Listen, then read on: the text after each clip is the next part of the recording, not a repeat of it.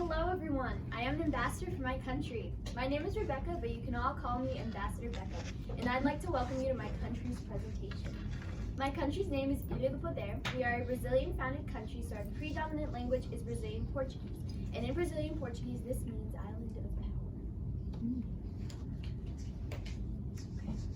We are founded off of three basic principles, which are adventure, family, and love, the most important one. Now remember that.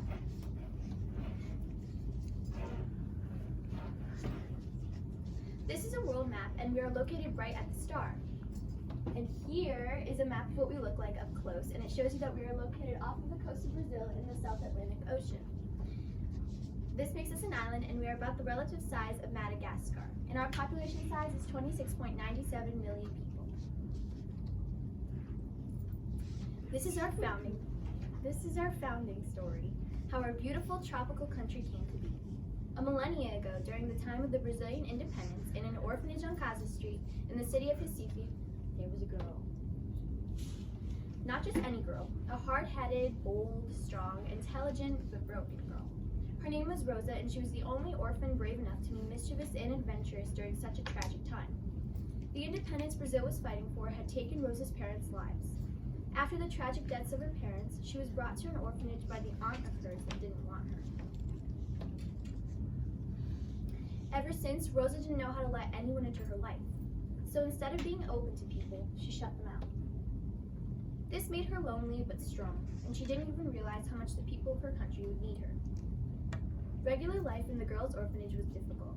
Rosa's schedule there consisted of waking up, doing chores, taking her classes, eating her meals, and then watching the sunset and going to sleep. The only time she ever felt happy was when she was watching the sun set. So, one day, she followed the sun to see where her happiness would take her. That sunset on that beach, she decided to find her home. She grabbed the backpack she had packed the night before, slid into her boots, and followed the light. In her mind, she knew she would be heading towards a better life, but she would also miss her easy life in the orphanage. After walking the trail of the light for a couple of days, she stopped. She came across another gorgeous beach with crystal sand. But it wasn't the beach that amazed her. It was the body of land lying amidst the waters miles offshore, and she felt some sort of call coming from that island. She knew she would have to figure out how to get there. Rosa, although very shut off from the rest of society, was very tactical and brilliant, so she could definitely determine how to cross the ocean. She then made a plan in her mind. First, she would need to find a boat that no one would notice was gone for a while. Second, she would have to go to the marketplace in the middle of Recife to get some supplies, including food and water. It was a daring plan to steal all of this from her own town, but she had no other choice. Carrying out with her plan, she went to the nearest Recife boathouse and picked out the right sailboat for her journey and dragged it to Crystal Beach. She stood on the hot sandy beach, admiring the beautiful boat she had chosen. After a minute of admiration, which consisted of Rosa just gazing at the gorgeous canoe, she snapped out of her trance and hid the canoe in the bushes. Ah, Rosa screamed. There was a boy in the bushes who was a little older than Rosa. What are you doing in there? Rosa asked after catching her breath. You scared me. Sorry, said the boy. I'm Carlos and I'm playing hide and seek with my friends. I'm Rosa. It was nice meeting you, but I'm in a rush, Rosa said. Carlos ran into the streets with his group of friends. What a weird boy, Rosa thought. After making sure that there was no one else hiding on the beach, Rosa could finally proceed to grab her items. Luckily, there was a store nearby that was closed at this time of day. There, she was able to guess the lock code and grab her essentials in no time. Rosa was finally on her way. She took the boat and her things and headed on towards the island. She was so enamored with the plan to notice that Carlos and his friends weren't playing far from Crystal Beach and could hear her every move. Already on the water, Rosa figured out what was happening and realized that someone was following her. Carlos had already decided to swim out to where Rosa was heading. After a while of paddling and swimming, the two got onto the island separately. They were in awe. The island surrounding them was gorgeous and perfect. With its tall trees and clear water lakes, there were no flaws in sight. It was as if this beach was a replica of the one in Recife. What are you doing? Rosa exclaimed. This is my island. I found it. Go find your own. What are you talking about? Carlos asked, puzzled. I wanted to come out here, so I did. This isn't your island because I got here at the same time you did. You seriously don't believe that you were the first to discover this place, right? Yes, I am, Rosa yelled, now enraged. I got here first. I found this place first, and this is my island, whether you like it or not. After securing her boat on the shore, she stomped further into the island, carrying her things, leaving Carlos behind. Who does he think he is, she thought. Telling me I don't own this place? Hilarious. Ugh, I hate everyone. They'll all find a way to let you down. Carlos decided against his own will to follow Rosa and find out what she was doing here. Ria, I have an idea, Carlos shouted after catching up with Rosa. Let's each own the island. We'll be the co-owners of this place. Take it or leave it, Carlos said, cunningly. Well, okay. That sounds fair, I guess. Rosa had changed from agitated to impressed. This was the first person who hadn't found a way to let her down or misuse her trust. After a whole day of exploring, Carlos brought over his friends and family to see the island and bask in its beauty. Rosa, having no family, was welcomed into Carlos's family as if she was blood. Carlos's mom especially became the mother that Rosa never got to have. She was the best mentor anyone could ever hope for. Afterwards, Rosa ended up returning the stolen goods and having to do a year of community service, but it was worth it. Once Carlos and Rosa grew up, after Brazil won the Brazilian independence, they got married and established a family of their own. Not only that, but they also made the island their home, naming it the Ilha do Poder, which means Island of Power in Portuguese. Ever since, the island has been home to all who seek love, adventure, and family. We now honor Rosa and Carlos with a statue of a trapezoid and the boat they boarded across the ocean to find the Ilha do Poder on both Crystal Beaches, the place they met and where they first arrived at their new country.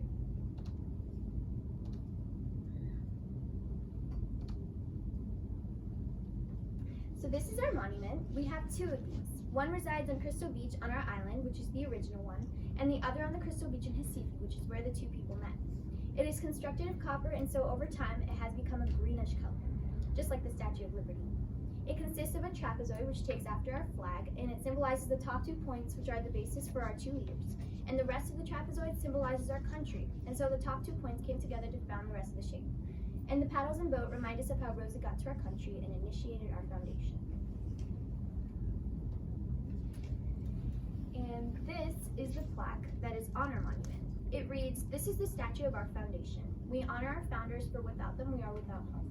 This is the place where the two came together to create our sanctuary, to make a home for those who didn't have one. This is in honor of Rosa and Carlos, our founders. They are forever in our hearts. Thank you for our home." And this is the Crystal Beach on our island, where Rosa and Carlos first found their country and created life-lasting memories with each other. On the other side of the beach is where our original monument resides. And here is the Crystal Beach in Recife, where Carlos and Rosa first met, and where they both decided to go and explore the island that would soon become our Ilha do Poder. On the sand is where a second monument was made to replicate the one on our island and remember our leaders. This is our nation's flag. It is found almost everywhere in our country because of the significance of the flag to our people. The heart signifies our most important core value, which is love. Love. Good job. The trapezoid, which we talked about in our monument, is a shape with 2 points at the top, which signify the two people who came together to create the rest of the shape, or our country. Now for the stripes. The pink one signifies the girl, Rosa, our initial founder, and the blue one signifies the boy, Carlos, our co-founder. Now you all may have noticed that the flag has a white background, and this signifies starting fresh, a blank canvas, in a pure country. Now, because of how important our flag is to our nation, our people, and our history, we do have a couple of requirements. And all of the people that live in Ilha do Poder are aware of these and abide by them. Number 1, the flag should never touch anything beneath it, such as the ground, the floor, water, or merchandise, whatever it may be. Number 2, the flag should never be carried flat or horizontally, but always aloft and free, which represents freedom. And lastly, number 3, the flag should never be used as wearing apparel, bedding, or drapery. Those are all of our rules. Because of how important our heritage and history is to the people of our nation, every Sunday we stand and sing our national anthem at our monument, which symbolizes both our leaders, and that's the title for our founders, which means leaders in Brazilian Portuguese. We spend all day with the rest of our country talking, having fun, and feasting. Sunday was the day our country was founded, which is why we have this important ceremony. And it is also the Sabbath day in Christianity, so all must spend all day off from work and honor the flag at our monument. And at the end of the day, when the ceremony is about to end, we sing as the sun sets, which was very important to Rosa if you remember what was said in the legend. The singing symbolizes our harmony and peace with each government type is a constitutional monarchy mixed with a lot of the principles of a democracy, such as impeachment, and the branches are similar to ours. This reflects the core value of family because it embraces family heritage and passes down the leadership. Our country has dual leaders, and as I mentioned before, our leaders are called líderes. That's their official title, and once again, that is leaders in Portuguese. The líderes should be descendants of Rosa and Carlos, but if needed, they can be impeached, and non-descendants could be appointed as the líderes. If needed, the vice president could also take the leadership, and this is up to the branches and the citizens to vote who should take the líderes position if they die or are not fit to rule. In this way, the branches keep each other accountable. The requirements for a non-descendant to be appointed to the position of leadership are that they have to be a citizen of our country, they can be either male or female, they have to be an experienced adult, which is the age over the age of 21. There are no term limits, but they cannot be re-elected, and once the leadership is over, the position goes back to a descendant of Rosa and Carlos. The líderes are at the very top of our hierarchy and are part of the executive branch, along with the vice president. Under this branch, we also have cabinet advisors and counselors for the líderes. This branch carries out laws and enforces them. The judicial branch decides if a law goes against the core values and explains and reviews laws. Our police and law authority are controlled by this branch, and they also have counselors who take care of public social issues. And the legislative branch drafts proposed laws, has the authority to declare war, and passes their nominations. They also are in charge of the military and have agencies that take care of the taxes. To preserve the utopia that our country has become, law enforcement is very important. For a bill to become a law, there are 8 steps that the bill must go through. Step 1, the bill is drafted. The bill is introduced. Step 3, the bill goes to the judicial branch. The legislative branch reviews the bill. Step 5, the judicial branch marks up the bill, which means they make any changes to it that need to be made. Step 6, all branches vote on the bill. Step 7, the bill is referred to the executive branch. And lastly, Step 8, the bill has to be approved by the líderes. If the bill at any point does not pass any of these steps, it is archived for 2 years before it can be revisited. Equality is a very crucial component in strengthening the family that is our country. Our citizens are guaranteed to 6 basic rights: the freedom of speech, freedom of religion, right to a fair trial by jury, right to peacefully protest or right to assembly, right to an education, right to own property, and right to own property. This gives our citizens the room to seek adventure, which is also one of our core values. Our country has a mixed economy, and we have 5 basic resources, 2 of which are renewable and 3 are non-renewable. Renewable resources are resources that can be easily replenished or renewed, while non-renewable resources are resources that are not easily replenished or renewed. For our 2 renewable resources, we have salmon and coconuts. And for our 3 non-renewable resources, we have diamonds, iron ore, and potassium. Some of our country's trade partners are Brazil, the United States, Madagascar, China, India, Canada, Venezuela, Peru, Bolivia, Argentina, Russia, and Spain.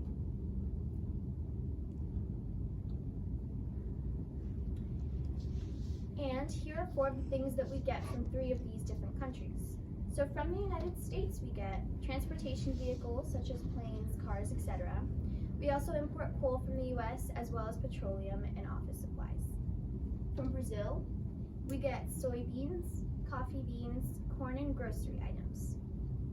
And lastly, from China, we receive clothing items, technology, broadcasting equipment, and gadgets.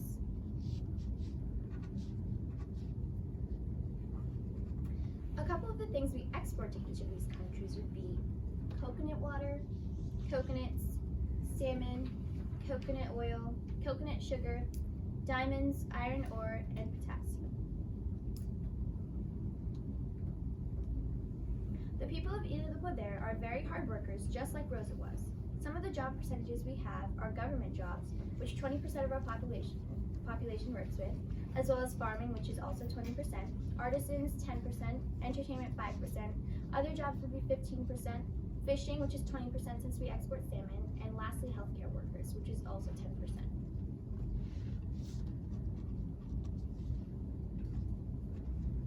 For everything in our paradise to work, we must have homeostasis.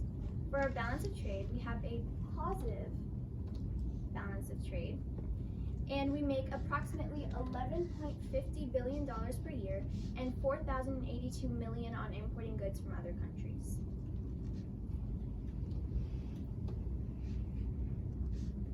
These are the percentages for our education. So 30% of our population made it to college, 40% graduated college, 20% of people never made it to college, and any other classifications would be 10%. From this information, we can infer that most of our citizens are very intelligent and well-rounded.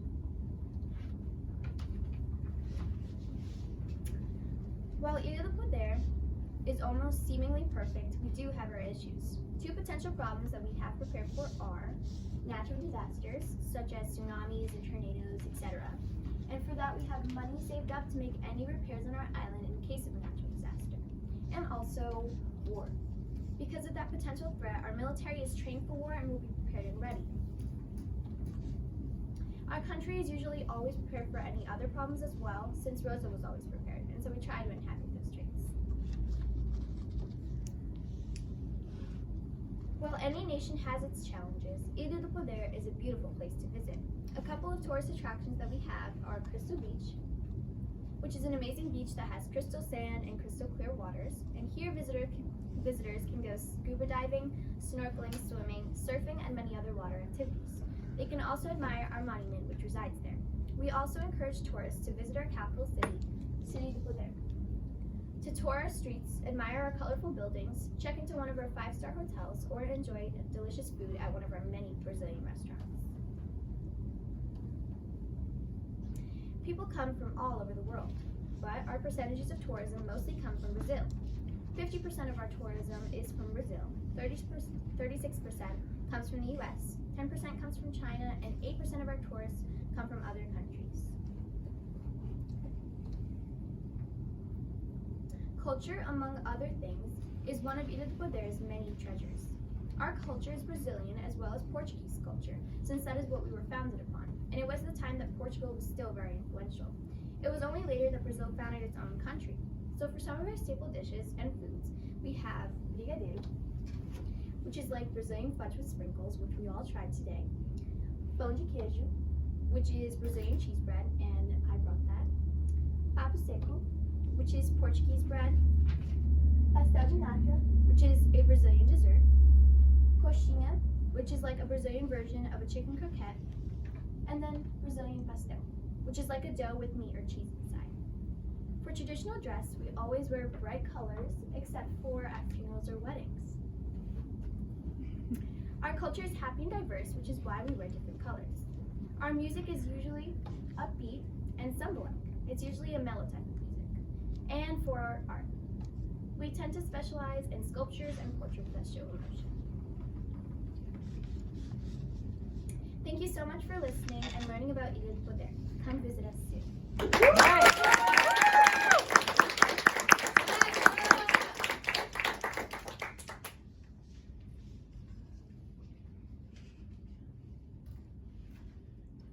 Lovely.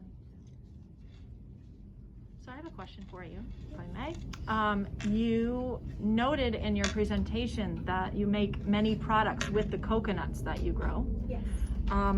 Yet I didn't see anything in your employment pie chart about the manufacturing of the products that you sell. How does that fit into your employment? That goes into our other section.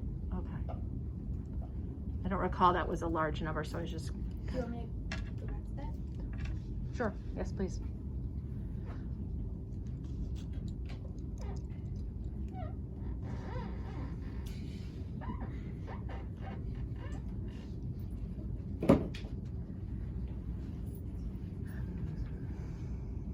Let's see. So that's the purpley, 15%. Great. Thank you. Mm-hmm. I have a couple of questions. One is, you talked about the right to education and the percentage of people that are educated. Is that provided by the government or paid for by the government, or is it private? It's provided until college, and then you have to pay for it. Oh, through work. And also, you talked about the war in the military. Is the military voluntary, or are they required It's to be part of the voluntary. military? I missed that or not, but. Thank you. So I'm going to follow up with the military as well. You said they're trained regularly, Yes. in case there's any problems with war. So does the government fund them, with their training and everything? And Yes. is there like monthly training? What do they do to make sure they're Yeah, prepared? it's monthly training, and we have a special branch I think I talked about in our government that covers those charges and takes care of the military.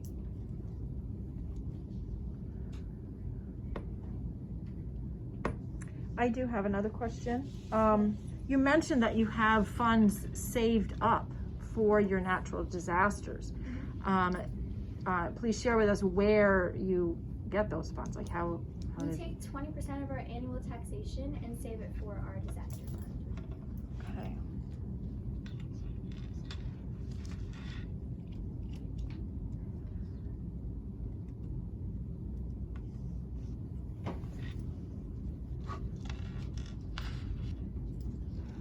I have another question for you. You have a lot of trade partners. So are you in good relations with many countries? Yes. Are there any countries that you're fearful would want to go to war with you? No, not really. We're friends with everyone. We're sort of neutral.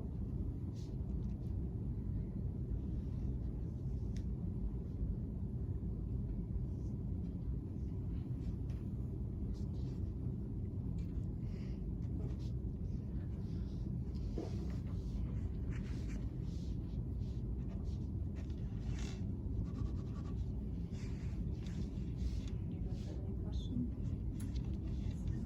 For your education slides, or slide, on your pie chart, it said 10% other, I think. Can you elaborate on that? 'Cause Yes.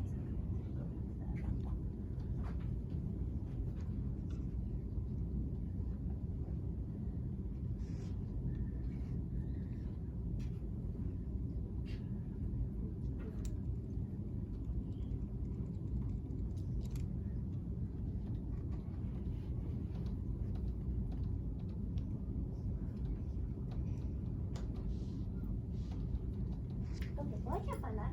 So, other is like if you didn't want to even go any farther than college or before college. So it's like anything other than graduating. So I have two questions. Did you mention your government type? Yes, it's a constitutional monarchy with a lot of the principles of a democracy. Oh, okay. Then never mind. I don't have two questions anymore. Okay, so like how far away was the island from their land, and how did like the boys swim there?